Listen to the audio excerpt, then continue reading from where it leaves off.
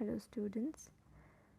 Today we will begin with the third chapter from your supplementary reader textbook, Snapshots. The title of the chapter is Ranga's Marriage. This chapter has been written by Masti Venkatesha Iyengar. Masti Venkatesha Iyengar was born on 6th June 1891 and he died on 6th June 1986. He was a well-known writer in Kannada language. He was the fourth among Kannada writers to be honored with the Jananipath Award, the highest literary honor conferred in India. He wrote under the pen name Srinivasa. His literary works covered novels, poetry, drama, criticism, journalism, and largely short stories. Now, before beginning the reading of the chapter, I will give you a quick introduction of the chapter. So this chapter, Ranga's Marriage, it is an interesting story of how a person manipulates to get a young boy married to an 11-year-old girl in a village. Now the story dates back to the early days of British rule when English was not used in a big way. Rangappa, the son of a village accountant, is sent to Bangalore to study. Now his homecoming after 6 months makes a big event, and the curious villagers gather outside Ranga's house to see how much the boy had changed, and they are sadly disappointed.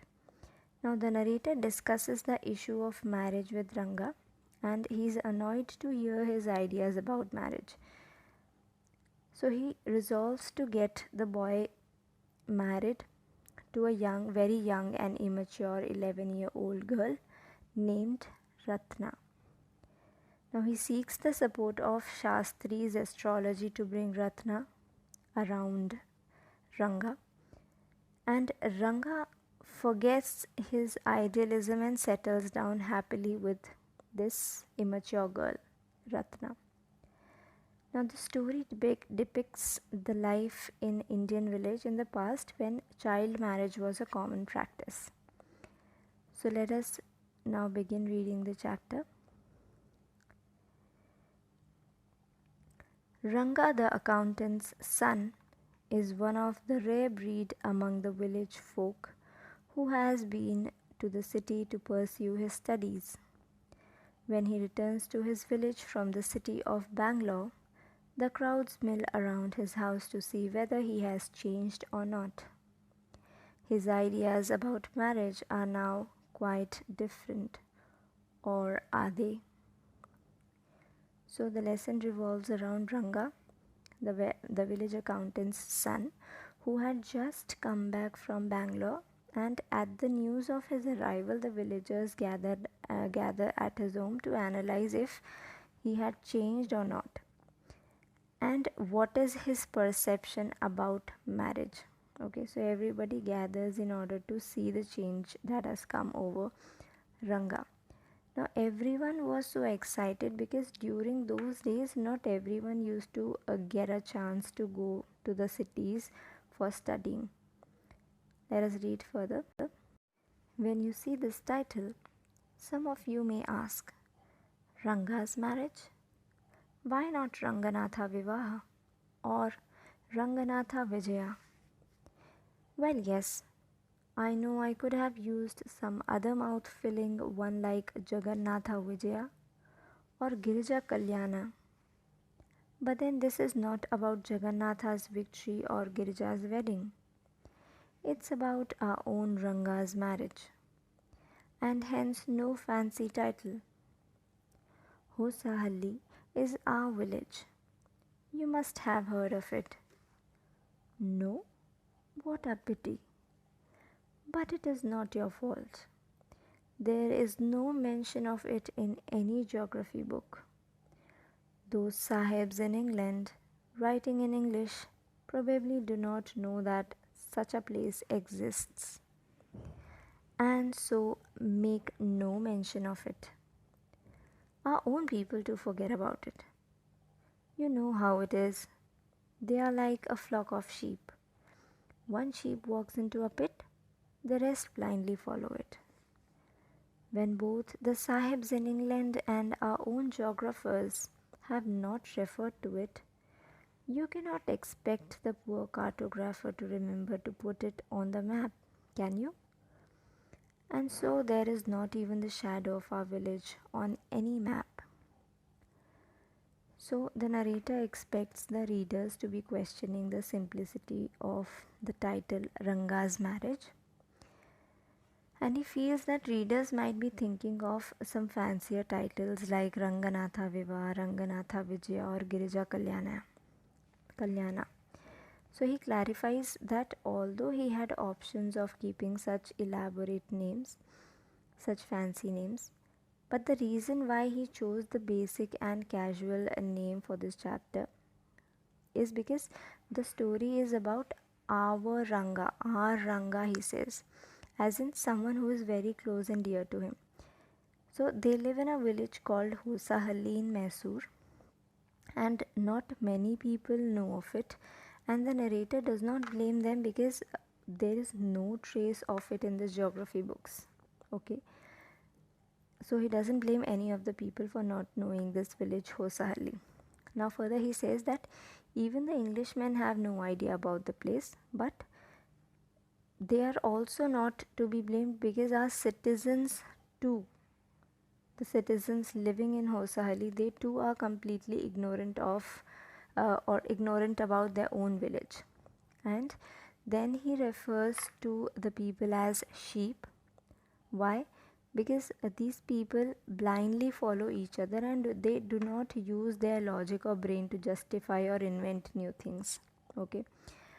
And at last he feels that the cartographer is also not to be held responsible because again the sahibs in England as well as the geographers have not referred about this place in the maps. Okay, so what can the cartographer do? So who's a cartographer? Cartographer is a person who draws or produces maps. So if the sahibs, the people who were ruling India at that time, if they and the geographers, if they did not refer to this Hosahalli place in any of the geography books or in the part of geography, then how would the cartographer include the place in the maps? Further, let us read. Sorry, I started somewhere and then went off in another direction.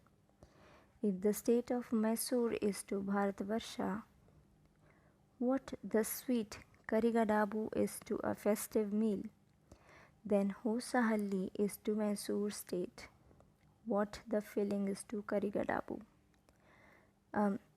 This is very important. Okay. Now, what I have said is absolutely true, believe me. I will not object to your questioning it, but I will stick to my opinion. I am not the only one who speaks glowingly of Hosahalli. We have a doctor in our place. His name is Gunda Bhatta. He agrees with me. He has been to quite a few places. No, not England. If anyone asks him whether he has been there, he says, "No, Anaya, I have left that to you. Running around like a flea-pestered dog is not for me. I have seen a few places in my time though." As a matter of fact, he has seen many. So here the narrator feels apologetic for getting carried away and deviating from the topic. He then again throws light upon the significance of the village Hosahalli, and here the narrator equals Mysore and India on one point and then presents two parallels, Karigadabu and its filling. Now Karigadabu, it's a South Indian fried sweet dish which is filled with coconut and sugar. So the main ingredients are coconut and sugar only. Okay, the fillings. So he says that try to understand the second line, the second sentence, I would say. So here the narrator wants to say that the sweet dish karigadabu is not possible to be prepared without its coconut and sugar filling. Okay. Similarly, he believes that Hosahalli is as much important a place in Mysore state as the coconut and sugar filling is important for the sweet dish karigadabu. Okay. So basically, he is trying to tell us the importance of the village Hosahalli, which is located in Mysore. Okay, further,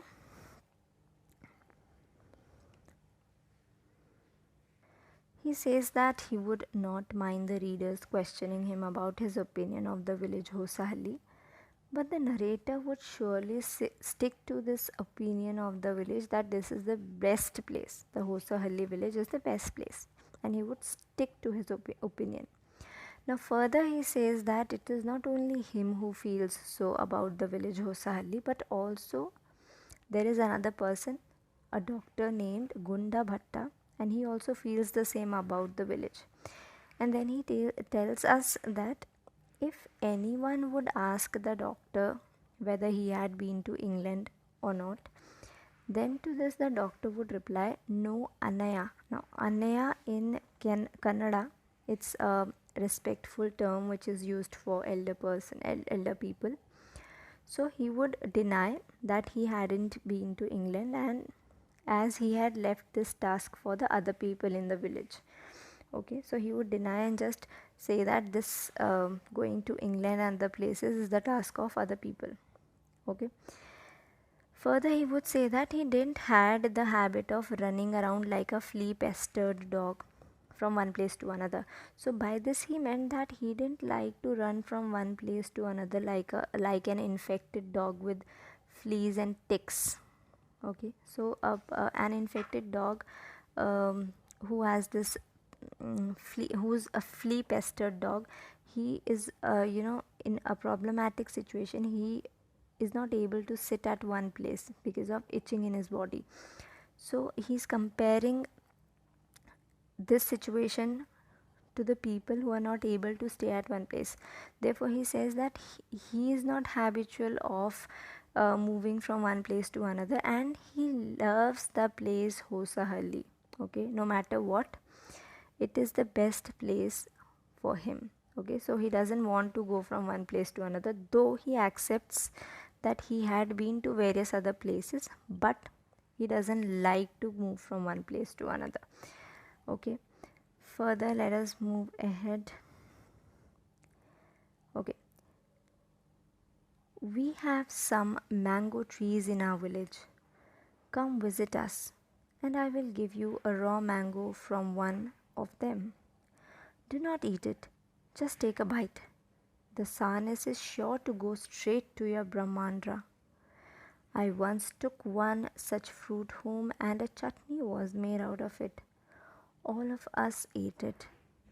The cough we suffered from after that, it was when I went for the cough medicine that the doctor told me about the special quality of the fruit. Now, here in this paragraph, the narrator tells the readers about their special mango trees in the village Hosahalli, whose mangoes are famous for their special quality. And now what is the quality, we'll come to know.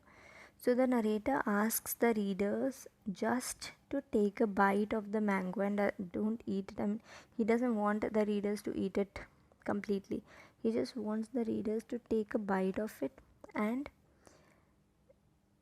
he says that that sourness of that mango, when one takes a bite of this mango, the sourness of the mango will be felt by them till the top of their head. The term which he uses here is Brahmandra. So Brahmandra is the soft part in usually a child's head. If you have ever observed, that is the soft part in a child's head where skull bones join later. So he says that the sourness of this mango, when one takes a bite of it, that sourness hits us to the Brahmanda. Now, then he tells the readers that once he took that fruit, the mango fruit, at home to make chutney out of it, and everyone ate the chutney, and everyone suffered from a bad cough after eating it. Now, it was only when he went to see the doctor that the doctor told him about the quality of mangoes of Hosahalli. Only then he was able to know that it was because of that sourness of the mango that he suffered from bad cough.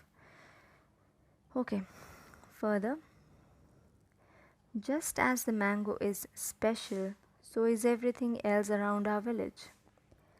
We have a creeper growing in the ever so fine water of the village pond. Its flowers are a feast to behold. Get 2 leaves from the creeper when you go to the pond for your bath, and you will not have to worry about not having leaves on which to serve the afternoon meal. You will say, I am rambling. It is always like that when the subject of our village comes. But enough. If any one of you would like to visit us, drop me a line. I will let you know where Hosahalli is and what things are like here. The best way of getting to know a place is to visit it. Don't you agree?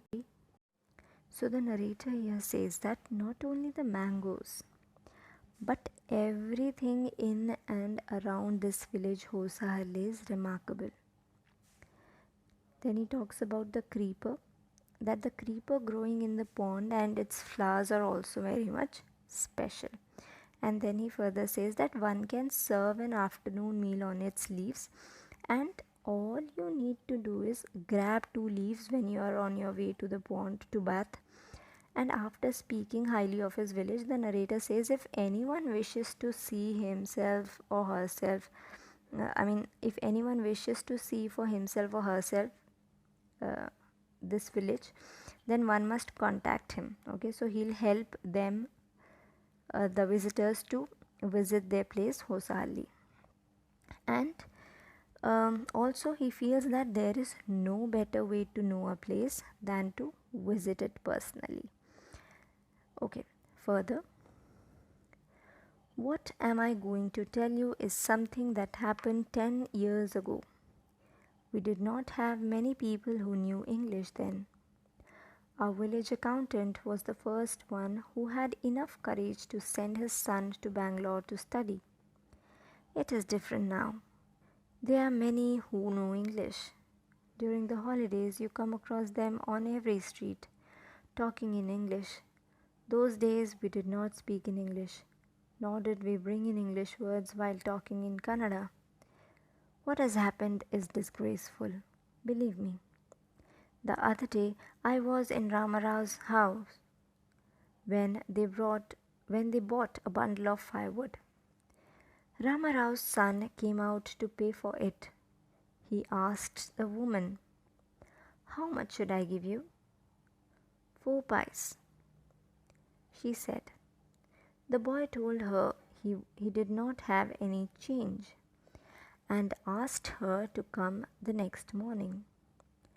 The poor woman did not understand the English word change and went away muttering to herself. I too did not know. Later, when I went to Ranga's house and asked him, I understood what it meant. So the narrator then brings about a comparison as to how things were different 10 years ago, and he says that then at that time, in the olden times, not many people knew or spoke in English. Okay, he says that neither did people send their children to big cities like Bangalore to study, and it was only the village accountant's son, Ranga, who had the courage. This was only the village accountant who had this courage to send his son Ranga to Bangalore for further studies. Then he says that time now is different as many people are able to speak in English, and he further says that during the holidays also one comes across many English speaking people on the streets, and then he says that in the old times, the narrator mentions that neither did the people spoke in English nor did they use English words while talking in Kannada. Okay, then this line or this dialogue is very much important. Then the narrator says, "What has happened is disgraceful, believe me." So, according to the narrator, what is disgraceful? What does he consider as disgraceful? See, according to the narrator, the young people living in the village Hosahalli are ignoring their mother tongue Kannada, and they have started speaking in English, which he considers as disgraceful. Okay, because he believes that one should never leave to speak. I mean, one should never leave to speak or practice his own mother tongue, and should respect one's mother tongue, which the people, the youngsters in the village Hosahalli have stopped to do. Okay. Now, further, the author believes that the old times were simpler, and he justifies this statement or his claim by telling an incident where he was at Ramarau's house and they had just bought a bundle of firewood from an old lady, okay, at Ramarau's house. Then Ramarao told her to come next morning as he did not have any change at that moment. Okay, so he bought the firewood and in return he had to give some change. He had to return some money. But since he didn't had the change, so he asked this old lady to come and take the change in the next morning. Take the remaining money the next morning.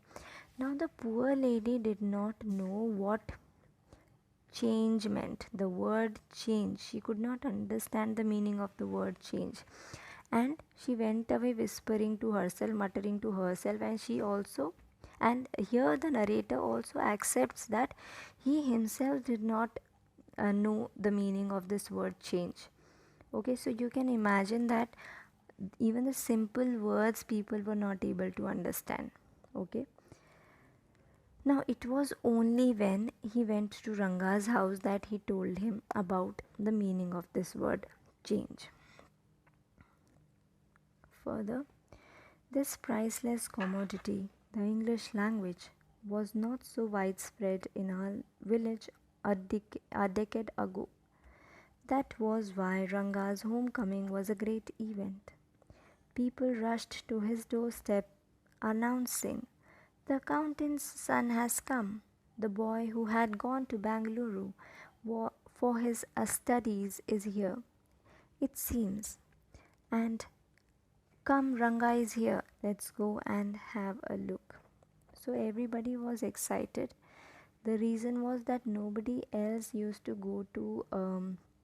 go outside this village for further studies, and this was only Ranga who was allowed to do so. So he says, the narrator says that, however, 10 years ago, English was not commonly spoken in this village, and when the villagers came to know that Ranga, the accountant's son, was coming from Bangalore, so everyone got excited and everyone rushed to his home to have a glance at him. Okay. Further, attracted by the crowd, I too went and stood in the courtyard and asked, "Why have all these people come? There's no performing monkey here." A boy, a fellow without any brains, said loud enough for everyone to hear, "What are you doing here then?" A youngster, immature and without any manners. Thinking that all these things were now of the past, I kept quiet.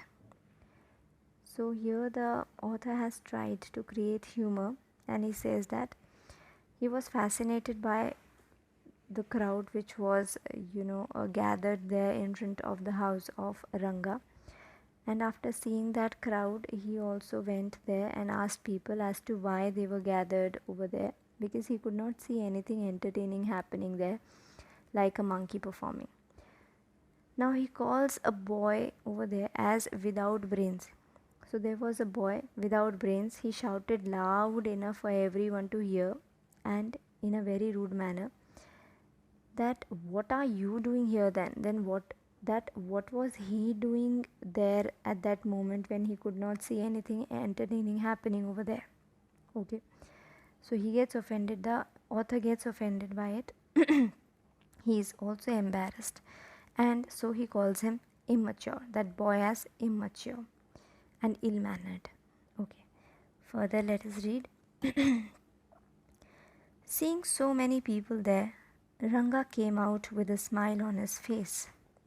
Had we all gone inside, the place would have turned into what people call the black hole of Calcutta. Thank God it did not. Everyone was surprised to see that Ranga was the same as he had been 6 months ago, when he had first left our village. An old lady who was near him ran her hand over his chest, looked into his eyes and said, "The Janevara is still there. He hasn't lost his caste." She went away soon after that. Ranga laughed. So all the people were waiting outside Ranga's house because the place would look like the black hole of Calcutta if they all went inside. Now, the black hole of Calcutta, you must not be knowing that during the British rule in India, hundreds of people were brought together or herded together in a very small room in Calcutta, and most of them died due to suffocation over there. So by saying this black hole of Calcutta, the narrator means that there were so many people present there at the house of in front of the house of Ranga, that if they went inside the house of Ranga, then the house would have fallen short to accommodate them all that crowd, okay, and it would have turned into a black hole of Calcutta. Now, thus, what happened, since all of them didn't go inside, so Ranga came outside with a smile on his face, and everyone was amazed to see that Ranga had not changed a bit after he left 6 months ago. Okay. Then came a lady. She came running towards Ranga, and she ran her hands through his chest to check for a sacred thread, which is called Janevara in Kannada. Okay, so that is a sacred thread which usually Brahmins wear. Okay, so she ran her hand over the chest of Ranga in order to check whether he was wearing the sacred thread or not. And then she is happy to find that thread still worn up by Ranga, and she confirms this to everyone that yes, Ranga was wearing this sacred thread, and he had not forgotten about his caste. So this thing, the sacred thread, meant a lot for all the people in Hosahalli and the people, the Brahmins especially, of olden times. Let us read further. Once they realized that Ranga still had the same hands, legs, eyes, and nose, the crowd melted away, like a lump of sugar in a child's mouth. I continued to stand there. After everyone had gone, I asked, "How are you, Rangappa? Is everything well with you?" It was only then that Ranga noticed me. He came near me and did a namaskara respectfully, saying, "I am all right with your blessings." So once the villagers realized that Ranga did not change even after moving to the city Bangalore, what they did, they went back to their houses. They disappeared as fast as they could. And here the narrator says that they disappeared as fast as a lump of sugar does in a child's mouth.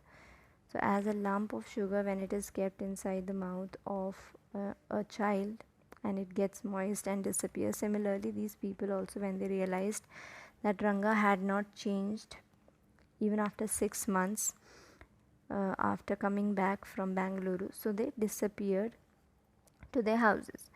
Now the narrator was waiting for Ranga. He was waiting to meet Ranga till the crowd cleared, and then he asked about, as he approached Ranga, he asked about his well-being and everything. Now Ranga had not noticed the narrator in the crowd before that moment. Okay, it was only when the crowd scattered and went away to their houses, only then Ranga could notice the narrator. Okay, and as Ranga noticed the narrator, he replied him to him very respectfully, with full respect, in a very traditional manner. So he went near the narrator and he did a namaskara, and he says, I am all right with your blessings. Okay, further let us read. I must draw your attention to this aspect of Ranga's character. He knew when it would be to his advantage to talk to someone and rightly assessed people's worth. As for his namaskara to me, he did not do it like any present day boy, with his head up towards the sun, standing stiff like a pole without joints, jerking his body as if it was either a wand or a walking stick. Nor did he merely fold his hands. He bent low to touch my feet. May you get married soon, I said, blessing him. After exchanging a few pleasantries, I left.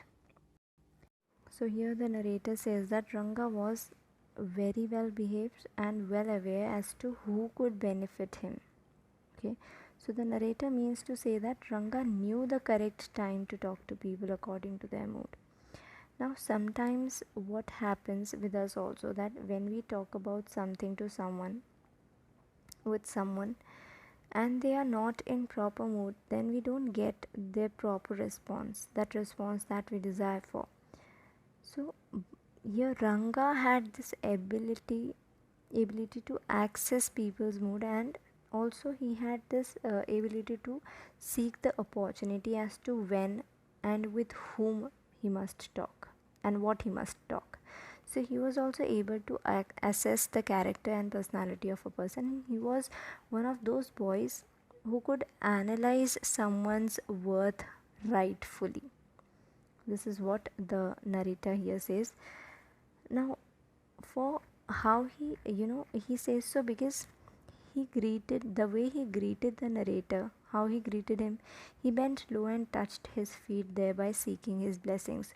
So it was not, the namaskara that he did was not like present day namaskara where children would do it casually with his head up towards the sun, standing stiff like a pole without joints, jerking his body as if it was either a wand or a walking stick, as we also do. We just bend a little and then do the namaskara, the charan sparsh, okay, touching of the feet. So his namaskara, Ranga's namaskara, was not like the casual namaskara that generally kids did or people did at that time. Okay, it was a proper namaskara, traditional one. Okay, by touching, lowering down and touching his feet properly. Now at last what happens, the narrator blesses Ranga that he might get married soon, and then he leaves the house. Okay, so children, we'll cover up only till here in this session. Reread the paragraphs that we have covered today, mark the difficult words, and jot down the doubts that you have from this portion. Thank you, everyone.